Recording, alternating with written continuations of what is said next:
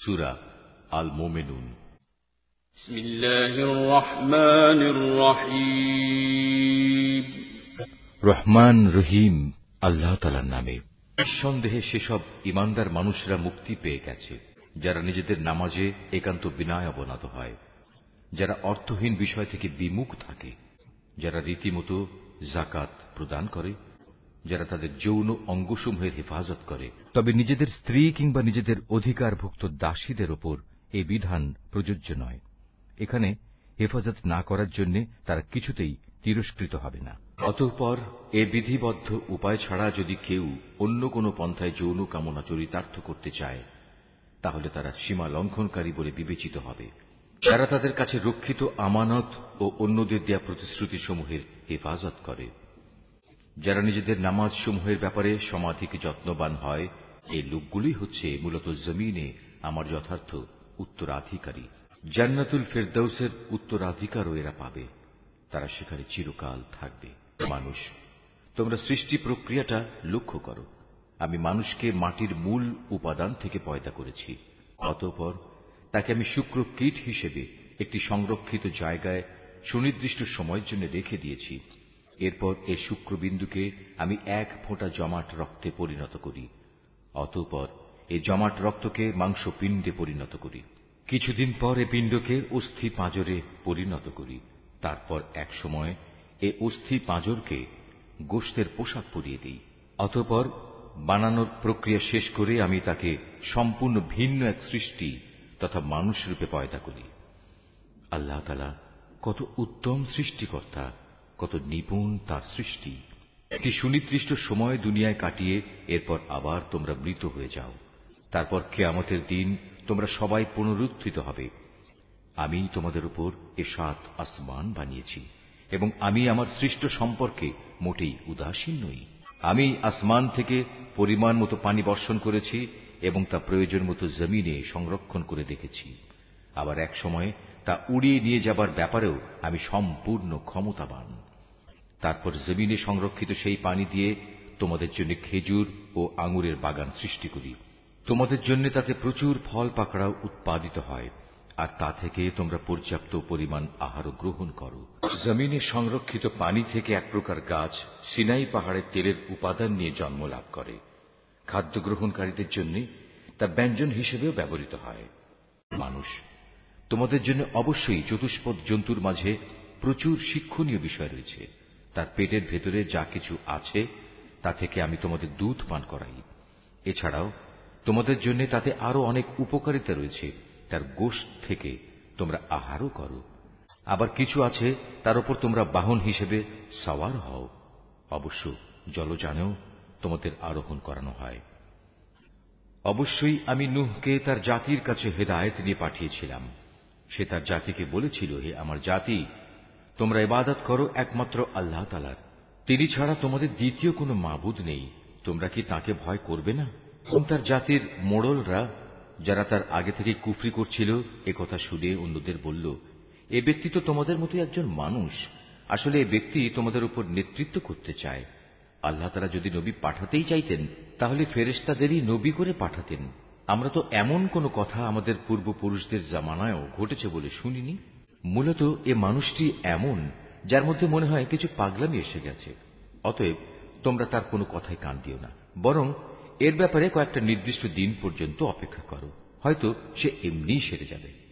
একথা শুনে নূহ তার মালিকের কাছে দোয়া করল, হে আমার মালিক, এরা যেভাবে আমাকে মিথ্যা সাব্যস্ত করল, তুমি সেভাবেই তাদের মোকাবেলায় আমাকে সাহায্য করো।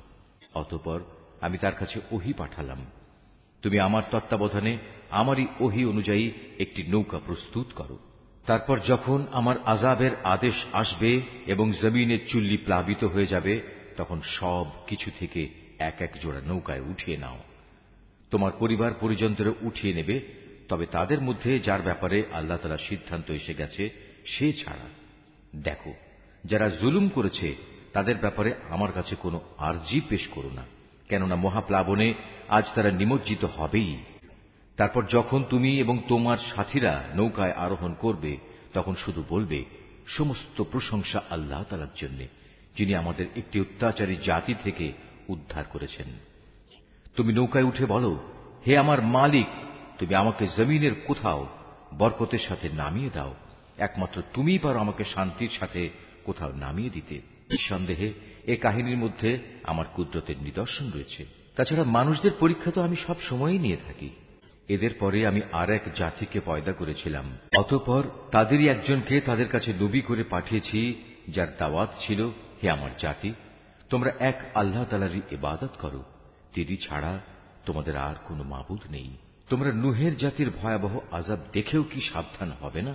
নবীর কথা শুনে তার জাতির নেতৃস্থানীয় লোকজন, যারা আল্লাহকে অস্বীকার করেছে, মিথ্যা সাব্যস্ত করেছে, পরকালে আল্লাহ তাআলার সাথে সাক্ষাতের বিষয়টিকে, সর্বোপরি যাদের আমি দুনিয়ার জীবনে প্রচুর ভোগ সামগ্রী দিয়ে রেখেছিলাম, তারা অন্য লোকদের বলল, এ ব্যক্তিটি তোমাদের মতো মানুষ ছাড়া অন্য কিছু নয়।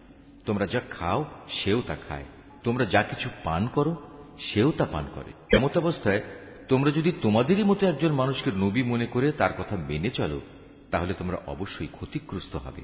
ব্যক্তিটি কি তোমাদের সাথে এই ওয়াদা করেছে যে তোমরা যখন মরে যাবে, যখন তোমরা মাটি ও হাড্ডিতে পরিণত হয়ে যাবে, তখন তোমাদের সবাইকে কবর থেকে আবার উঠিয়ে আনা হবে? এই যে বিষয়টি যা দিয়ে তোমাদের সাথে এ ওয়াদা করা হচ্ছে, এটা মানুষের বৈষয়িক বুদ্ধি থেকে অনেক দূরে এবং ধরা ছোঁয়ারও অনেক বাইরে। তারা বলল, কিসের আবার পুনরুত্থান? দুনিয়ার জীবনই তো হচ্ছে আমাদের একমাত্র জীবন। আমরা এখানে মরব, এখানেই বাঁচব, আমাদের কখনোই আবার পুনরুত্থিত করা হবে না। নবুয়তের দাবিদার এ ব্যক্তিটি হচ্ছে এমন এক মানুষ যে এসব কথা দ্বারা আল্লাহর উপর মিথ্যা অপবাদ দিচ্ছে। আমরা তার উপর ঈমান আনব না। এদের মিথ্যাচার দেখে সে নবী আল্লাহ তাআলার কাছে দোয়া চাইল এবং বলল, হে আমার মালিক, তুমি এদের মিথ্যার মোকাবেলায় আমাকে সাহায্য করো। আল্লাহ তাআলা বললেন, হ্যাঁ, তুমি ভেবো না, অচিরেই এরা নিজেদের কর্মকাণ্ডের জন্য অনুতপ্ত হবে। অতঃপর সত্যি সত্যি একদিন আমার এক মহাতাণ্ডব এসে তাদের উপর মরণ আঘাত হানল এবং আমি মুহূর্তের মধ্যে তাদের সবাইকে তরঙ্গ তাড়িত আবর্জনার স্তূপ সদৃশ্য বস্তুতে পরিণত করে দিলাম। অতঃপর সবাই বলে উঠল, আল্লাহর গজব নাজিল হোক জালেম সম্প্রদায়ের উপর। আমি তাদের ধ্বংসের পর আরো অনেক জাতিকেই সৃষ্টি করেছি। কোন জাতি তার দুনিয়ার বাঁচার নির্দিষ্ট কাল যেমন ত্বরান্বিত করতে পারেনি, তেমনি সময় এসে গেলে তা কেউ বিলম্বিত করতে পারেনি। অতঃপর দুনিয়ার জাতিসমূহের কাছে আমি একের পর এক রসুল পাঠিয়েছি। যখনই কোন জাতির কাছে তার প্রতি পাঠানো আমার রসুল এসেছে, তখনই তাকে তারা মিথ্যাবাদী বলেছে। অতঃপর আমিও ধ্বংস করার জন্য তাদের এক একজনকে এক একজনের পেছনে ক্রমিক নম্বর লাগিয়ে দিয়েছি। এভাবেই আমি তাদের একদিন ইতিহাসের কাহিনীর বিষয়েও পরিণত করেছি। বিধ্বংস হোক সে জাতি যারা আল্লাহ তাআলার উপর ঈমান আনেনি। তারপর আমি এক সময় আমার আয়াতসমূহ ও সুস্পষ্ট দলিল প্রমাণ দিয়ে মূসা এবং তার ভাই হারুনকে পাঠিয়েছি। তাদের আমি পাঠিয়েছি ফেরাউন ও তার পারিষদদের কাছে, কিন্তু তারা তাদের মেনে নেয়ার বদলে অহংকার করল। তারা ছিল স্পষ্টত একটি নাফরমান জাতি। তারা বলতে লাগল, আমরা কি এমন দুজন মানুষের উপর ঈমান আনব যারা আমাদের মতোই মানুষ, অপরদিকে তাদের জাতীয় হচ্ছে আমাদের সেবাদাস? তারা তাদের উভয়কে মিথ্যাবাদী বলল। ফল এই দাঁড়ালো, তারা ধ্বংসপ্রাপ্ত মানুষদের দলভুক্ত হয়ে গেল। আমি মূসাকে আমার কেতাব দান করেছি যেন লোকেরা তা থেকে হেদায়েত লাভ করতে পারে। এভাবেই আমি মারিয়াম পুত্র ঈসা ও তার মাকে আমার কুদরতের নিদর্শন বানিয়েছি এবং তাদের এক নিরাপদ ও প্রশ্রবণ বিশিষ্ট উচ্চ ভূমিতে আমি আশ্রয় দিয়েছি। হে আমার রাসূলরা, তোমরা পাক পবিত্র জিনিসসমূহ খাও, হামেশা নেক আমল করো, কেননা তোমরা যা কিছু করো সে সম্পর্কে আমি সবিশেষ অবহিত আছি। এই যে তোমাদের জাতি, তা কিন্তু দিনের বন্ধনে একই জাতি, আর আমি হচ্ছি তোমাদের একমাত্র মালিক। অতএব তোমরা আমাকেই ভয় করো। কিন্তু লোকেরা নিজেদের মাঝে এ মৌলিক বিষয়টাকে বহুধা বিভক্ত করে দিয়েছে, আর প্রত্যেক দলের কাছে যা কিছু আছে তা নিয়েই তারা পরিতুষ্ট। অতএব হে নবী, তুমি তাদের একটা সুনির্দিষ্ট সময়ের জন্য নিজে নিজ বিভ্রান্তিতে পড়ে থাকার জন্য ছেড়ে দাও। তারা কি এটা ধরে নিয়েছে আমি তাদের যে ধন সম্পদ ও সন্তান সন্ততি দিয়ে সাহায্য করছি এবং তার অর্থ এই যে আমি সব সময় তাদের জন্য সকল প্রকার কল্যাণ ত্বরান্বিত করে যাব? না, আসলে তা নয়। কিন্তু এরা তো সে সম্পর্কে কিছুই বোঝে না। যারা নিজেদের মালিকের ভয়ে সদা ভীত সন্ত্রস্ত থাকে, তাদের মালিকের নাজিল করা আয়াতসমূহের উপর ঈমান আনে, যারা তাদের মালিকের মালিকানার সাথে অন্য কাউকে শরিক করে না, যারা তার পথে যা কিছু দিতে পারে মুক্ত হস্তে দান করে, তারপরেও তাদের মন ভীত কম্পিত থাকে, তাদের একদিন তাদের মালিকের কাছে ফিরে যেতে হবে। সত্যিকার অর্থে এরাই হচ্ছে সেসব মানুষ যারা নেকির কাজে সদা তৎপর, উপরন্তু তারা সবার চাইতে অগ্রগামীও। আমি কারো উপরই তার সাধ্যাত্মিক বোঝা চাপাই না। প্রত্যেক মানুষের আমল সংক্রান্ত একটি গ্রন্থ আমার কাছে সংরক্ষিত আছে, যা তাদের অবস্থা ঠিক ঠিক বলে দেবে। আর এ ব্যবস্থাপনায় তাদের উপর কোনো জুলুম করা হবে না, বরং তাদের অন্তর এ বিষয়ে আঁধারে আচ্ছন্ন হয়ে আছে। এছাড়াও তাদের জীবনে আরও বহুতর খারাপ কাজ আছে যা তারা সব সময় করে থাকে। এরা এসব কাজ থেকে কখনো ফিরে আসে না যতক্ষণ না আমি তাদের ঐশ্বর্যশীল লোকদের শাস্তি দ্বারা আঘাত করি। তখন তারা সাথে সাথেই আর্তনাদ করে ওঠে। তখন বলা হবে, আজ আর আর্তনাদ করো না, তোমাদের আমার পক্ষ থেকে কোনো সাহায্য করা হবে না। যখন আমার আয়াতসমূহ তোমাদের সামনে পড়ে পড়ে শোনানো হতো, তখন তোমরা আমার নবীদের আওয়াজ শোনা মাত্রই উল্টো দিকে সরে পড়তে নেহায়েত দম্ভ ভরে, পরে নিজেদের মজলিসে গিয়ে অর্থহীন গল্পগুজব জুড়ে দিতে। এরা এই কালাম কোরআনের উপর কি চিন্তা ভাবনা করে না? কিংবা তাদের কাছে নতুন কিছু একটা এসেছে যা তাদের বাপ দাদাদের কাছে আসেনি? তারা কি তাদের রসুলকে চিনতে পারেনি যে জন্যে তারা তাকে অস্বীকার করছে? কিংবা তারা কি একথা বলে তার সাথে কোন রকম পাগলামি রয়েছে?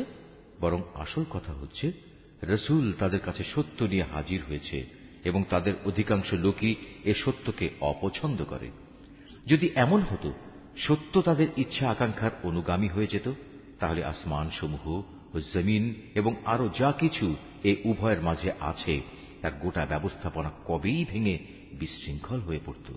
পক্ষান্তরে আমি তাদের কাছে তাদের নিজেদের কাহিনী নিয়ে এসেছি, কিন্তু আশ্চর্য, তারা এখন তাদের নিজেদের কথাবার্তা থেকেই মুখ ফিরিয়ে নিচ্ছে। হে নবী, তবে কি এরা মনে করে তুমি এদের কাছে দিন পৌঁছানোর জন্য কোন রকম পারিশ্রমিক দাবি করছো? অথচ তোমার মালিকের দেয়া পারিশ্রমিক এদের পার্থিব পারিশ্রমিকের তুলনায় অনেক উৎকৃষ্ট, আর তিনি তো হচ্ছেন সর্বোত্তম রিজিক দাতা। তুমি তো তাদের সঠিক পথের দিকেই আহ্বান করছো। অবশ্য যারা আখিরাতের উপর ঈমান আনে না, তারাই কেবল হেদায়েতের সঠিক পথ থেকে বিচ্যুত হয়ে যাচ্ছে। আজ যদি আমি এদের উপর দয়া করি এবং যে বিপদ মুসিবত তাদের উপর আপতিত হয়েছে তা যদি দূর করে দেই, তাহলেও এরা নিজেদের নাফরমানিতে শক্তভাবে বিভ্রান্ত হয়ে পড়বে। আমি এদের কঠোর আযাব দ্বারা পাকড়াও করলাম, তারপরও এরা নিজেদের মালিকের প্রতি নত হল না এবং কখনো এরা কাতর প্রার্থনাটুকু পর্যন্ত আমার কাছে পেশ করল না। অতঃপর যখন সত্যিই আমি এদের উপর কঠোর আযাবের দুয়ার খুলে দেব, তখন তুমি দেখবে এরা হতাশ হয়ে পড়ছে। হে মানুষ, তিনি আল্লাহ তাআলা, যিনি তোমাদের শোনার জন্য কান, দেখার জন্য চোখ ও চিন্তা গবেষণা করার জন্য একটি মন দিয়েছেন। কিন্তু তারা এসব দানের শুকর খুব অল্পই আদায় করে। তিনিই তোমাদের সৃষ্টি করে জমিনে তোমাদের বংশ বিস্তার করে চারিদিকে ছড়িয়ে রেখেছেন। একদিন তোমাদের সবাইকে আবার তাঁর কাছেই একত্রিত করা হবে। তিনিই তোমাদের জীবন দান করেন, তিনিই তোমাদের মৃত্যু ঘটান। রাত দিনের আবর্তনও তাঁর ইচ্ছায় সংঘটিত হয়। এত সব কিছু দেখেও তোমরা কি সত্য অনুধাবন করবে না? নবীদের সামনে এরাও কিন্তু সে ধরনের অর্থহীন কথাই বলে, যেমনি করে তাদের আগের লোকেরা বলেছে। তারা বলেছিল, আমরা যখন মরে যাব, আমরা যখন মাটি ও হাড্ডিতে পরিণত হয়ে যাব, তখনও কি আমরা পুনরুত্থিত হব? তারা বলে, আসলে এভাবেই আমাদের ও আমাদের পূর্ববর্তী লোকদের পুনরুত্থানের ওয়াদা দিয়ে আসা হচ্ছে। মৃত্যুর পর আবার জীবন লাভের এ কথাগুলো অতীতের দিনের উপকথা ব্যতীত আর কিছুই নয়। হে নবী, এদের জিজ্ঞেস করো, যদি তোমরা জানো তাহলে বলো, এ জমিনে এবং এখানে যা কিছু সৃষ্টি আছে তা কার মালিকানাধীন? ওরা বলবে, হ্যাঁ, সবকিছুই আল্লাহর। তুমি বলো, এর পরেও তোমরা কি চিন্তা ভাবনা করবে না? তুমি এদের আরো জিজ্ঞেস করো, এ সাত আসমান ও মহান আরশের অধিপতি কে? জবাব দেবে, এ সবকিছুই আল্লাহর। তুমি বলো, তারপরও তোমরা কি আল্লাহকে ভয় করবে না? তুমি আবারও জিজ্ঞেস করো, যদি তোমরা সত্যি সত্যি জানো তাহলে বলো, কার হাতে রয়েছে আসমান জমিন সবকিছুর একক কর্তৃত্ব? হ্যাঁ, তিনি যাকে ইচ্ছা তাকেই পানাহ দেন, কিন্তু তার বিরুদ্ধে কেউ কাউকে পানাহ দিতে পারে না। ওরা আবারও সাথে সাথে বলবে, হ্যাঁ, মহান আল্লাহ তাআলার। তুমি বলো, এ সত্ত্বেও তোমরা কেমন করে বিভ্রান্ত হচ্ছ? আসলে আমি তো সত্য কথা এদের কাছে পৌঁছে দিয়েছিলাম, কিন্তু এরা সবাই মিথ্যাবাদী। আল্লাহ তাআলা কাউকেই সন্তান হিসেবে গ্রহণ করেননি, না তার সাথে অন্য কোনো মাবুদ রয়েছে। যদি তার সাথে অন্য কোনো মাবুদ থাকত, তাহলে প্রত্যেক মাবুদ নিজ নিজ সৃষ্টি নিয়ে আলাদা হয়ে যেত, এবং এ মাবুদরা একে অন্যের উপর প্রাধান্য বিস্তার করতে চাইত। এরা যা কিছু আল্লাহ তাআলা সম্পর্কে বলে, তিনি তার থেকে অনেক পবিত্র ও মহান। উপস্থিত অনুপস্থিত সবকিছুর সম্মুখ ওয়াকেফাল তিনি। সুতরাং এরা আল্লাহ তাআলার সাথে অন্যদের যেভাবে শরীক করে, তিনি তার চাইতে অনেক পবিত্র। হে নবী, তুমি বলো, হে আমার মালিক, যে আযাবের ওয়াদা এ কাফেরদের সাথে করা হচ্ছে, তা যদি তুমি আমাকে দেখাতেই চাও, তাহলে হে আমার মালিক, তুমি আমাকে জালেম সম্প্রদায়ের মধ্যে শামিল করে এ আযাব প্রত্যক্ষ করায়ও না। হে নবী, আমি তাদের কাছে যে আযাবের ওয়াদা করেছি তা অবশ্যই তোমাকে দেখাতে সক্ষম। হে নবী, তারা তোমার সাথে কোনো খারাপ ব্যবহার করলে তুমি এমন পন্থায় তা দূর করার চেষ্টা করো যা হবে নিতান্ত উত্তম পন্থা। আমি তো ভালো করেই জানি ওরা তোমার ব্যাপারে কি বলে।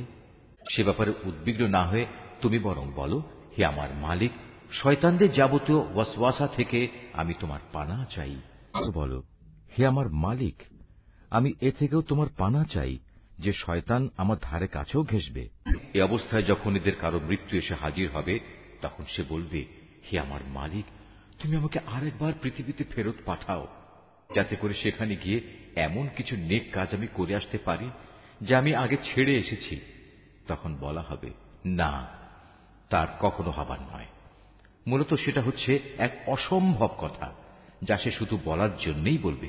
এই মৃত ব্যক্তিদের সামনে একটি যবনিকা তাদের আড়াল করে রাখবে সেই দিন পর্যন্ত, যেদিন তারা কবর থেকে পুনরুত্থিত হবে। অতঃপর যেদিন শিঙায় ফু দেয়া হবে, সেদিন মানুষ এমনই দিশেহারা হয়ে পড়বে যে তাদের মধ্যে আত্মীয়তার বন্ধন বলতে কিছুই অবশিষ্ট থাকবে না। না তারা একজন আরেকজনকে কিছু একটা জিজ্ঞেস করতে যাবে। অতএব সেদিন যাদের নেকির পাল্লা ভারী হবে, তারাই হবে সেসব মানুষ যারা মুক্তিপ্রাপ্ত। আর যাদের নেকির পাল্লা হালকা হবে, তারা হবে সেসব ব্যর্থ মানুষ যারা নিজেদের জীবন মিথ্যার পিছনে বিনষ্ট করে দিয়েছে। তারা জাহান্নামে থাকবে চিরকাল। জাহান্নামের আগুন তাদের মুখমণ্ডল জ্বালিয়ে দেবে, তাতে তাদের চেহারা জ্বলে বিভৎস হয়ে যাবে। তাদের যখন জিজ্ঞেস করা হবে, এমন অবস্থা কি হয়নি যে আমার আয়াতসমূহ তোমাদের সামনে পড়ে শোনানো হয়েছিল এবং তোমরা তা অস্বীকার করেছিলে?